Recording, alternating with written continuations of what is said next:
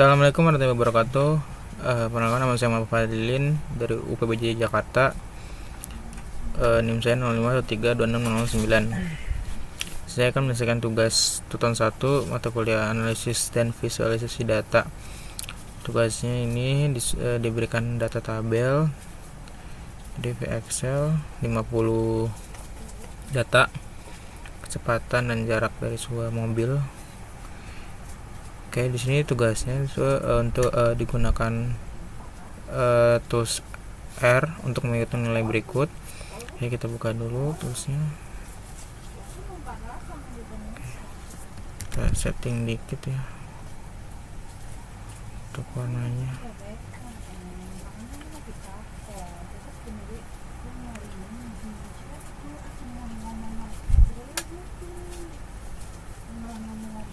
Oke, sudah. Oke, di sini kita disuruh menghitung rata-rata kecepatan, rata-rata jarak, dan juga simbangan baku atau standar deviasi. Di sini datanya sudah saya ubah ke bentuk tulisan aja ya biar cepet. Kita inisiasi datanya dulu, kecepatan dan juga jarak. Oke, setelah diinisialisasi datanya, kita akan mulai eksekusi dari pertama yang A, itu mean atau rata-rata kecepatan mobil. Simpel aja deh, terus rumusnya mean, habis itu masukkan datanya kecepatan. Oke, jadi rata-rata untuk kecepatan mobilnya itu 15,5. Kemudian untuk jarak sama, untuk rata-ratanya itu 40,48. Dan juga yang terakhir simbangan baku atau standar deviasinya jaraknya. Oke, terus standar deviasinya 24,4951. Kita lanjut ke nomor 2. Berdasarkan tabel nomor 1, gunakan program R untuk membuat plot dan interpretasikan hasilnya. Oke, di sini kita akan buat plot dan juga histogram. Oke, buat di bawahnya ya. Kita masukkan rumusnya yaitu plot. Terus di sini kan datanya 2 ya kan, kecepatan dan jarak, berarti kecepatan, jarak. Habis itu kita bikin biar lebih bagus mainnya atau judulnya itu judulnya itu scatter ya, scatter plot kecepatan terus jarak. Oke, habis itu ini kan ada sumbu X dan sumbu Y. Kita akan bikin judul di sumbu X nya itu kecepatan, dia kan ini per km ya. Oke, km berarti km per jam ya kan, km horse. Itu kita buat judul juga buat sumbu Y nya. Sumbu Y berarti jarak ya,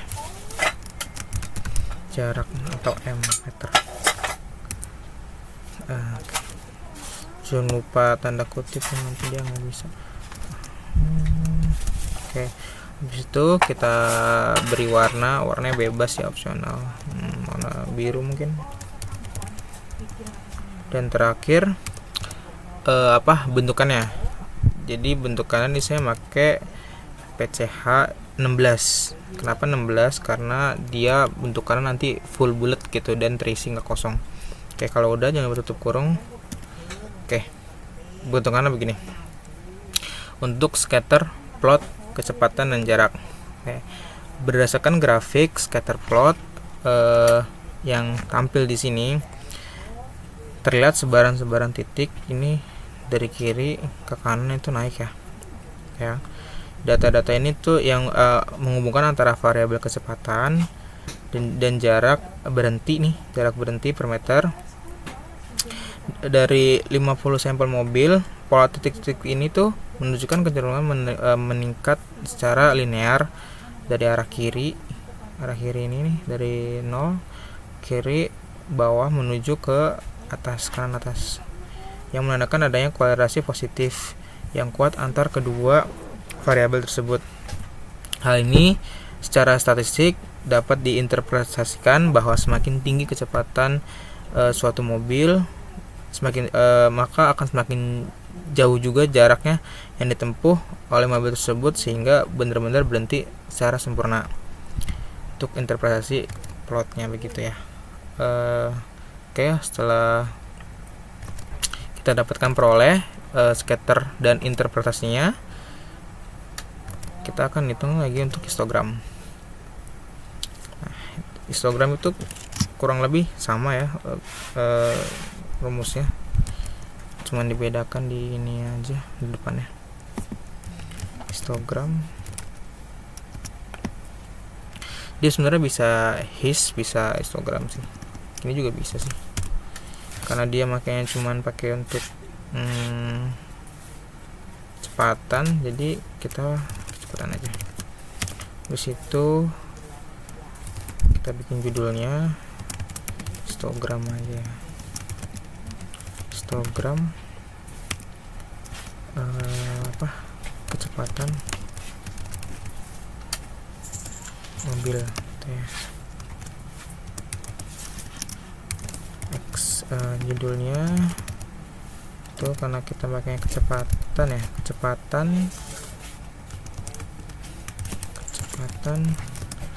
kilometer per jam. Oke, untuk ya sumbu Y-nya biarin aja defaultnya ada frekuensi. Habis itu kita pilih warna yang bebas, mungkin biru lagi nggak apa-apa, atau sky blue, dan bordernya biar kelihatan bagus kita pakai warna putih. Nggak bisa guys, kayaknya harus histogram sih. Simbol unexpected symbol, wait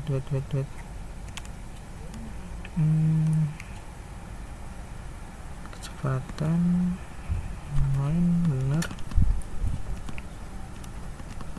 Nah kan kurang satu, biasa kurang satu. Wait. Oke, di sini saja, sorry. Nah, tampilan begini. Oke, ini histogram dari kecepatan data mobil ya. Nah, untuk interpretasinya, grafik histogram menunjukkan frekuensi dari data kecepatan 50 sampel mobil yang diamati, itu sumbu horizontalnya. Horizontal menggambarkan interval kecepatan dalam kilometer per jam. Ini sumbu ini. Sedangkan sumbu vertikalnya itu menunjukkan frekuensi atau jumlah mobil dalam setiap interval tersebut. Dari pengamanan data terlihat bahwa kecepatan mobil paling banyak muncul atau modusnya itu di 15 km antara 15 km hingga 20 km per jam, yang dimana pada angka 17 km ini dan 20 km per jam itu masing-masing tercatat sebanyak 5 mobil.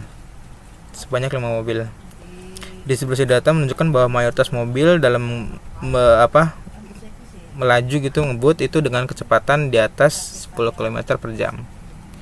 Oke, untuk interpretasinya begitu. Dan kita lanjut ke nomor 3. Karena nomor 3 ini hitung-hitungan, mungkin saya cuman bisa ngasih rumusnya aja.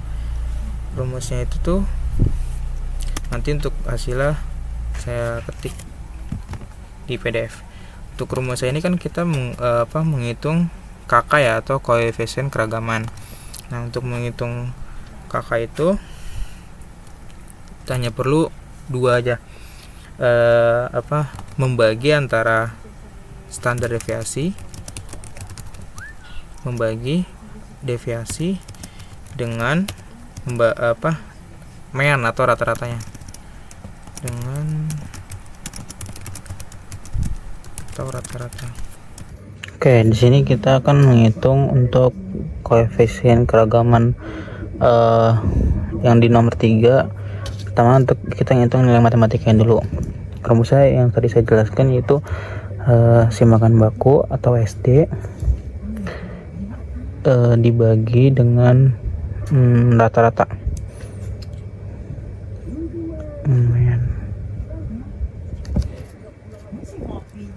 Ini oke, karena tadi di nomor yang SD atau simbangan baku untuk matematika itu 10 dan rata-ratanya itu 75, maka untuk rumusnya itu dikali 100%, jangan lupa. Nah, maka kita bagi dulu nih 10 bagi 75, kita dapatlah hasilnya pakai kalkulator di 0,133.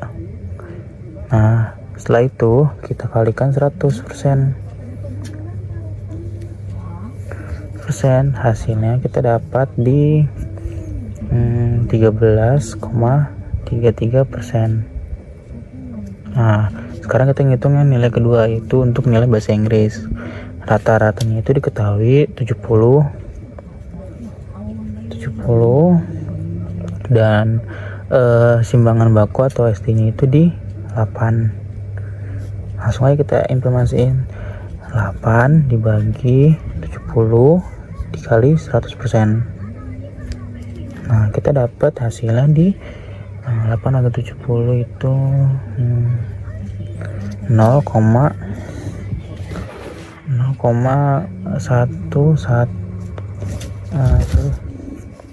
kita lihat di bawahnya 0,11428, habis itu dikali 100%. Nah, kita dapat hasilnya di 11,43%. Nah, dari data ini kita bisa simpulkan atau interpretasi statistik laporannya itu, karena semakin kecil nilai koefisien keragaman, maka data tersebut semakin homogen. Dengan demikian, nilai ujian bahasa Inggris punya si Thomas memiliki tingkat keragaman yang lebih rendah, atau bisa dibilang lebih konsisten, disebutnya homogen, dibandingkan dengan nilai ujian matematikanya. Karena di nilai matematika dia lebih besar daripada di nilai di bahasa Inggris. Oke, gitu. MTK being. Oke, sekian tugas satu dari saya. Kurang lebih mohon maaf. Wassalamualaikum warahmatullahi wabarakatuh.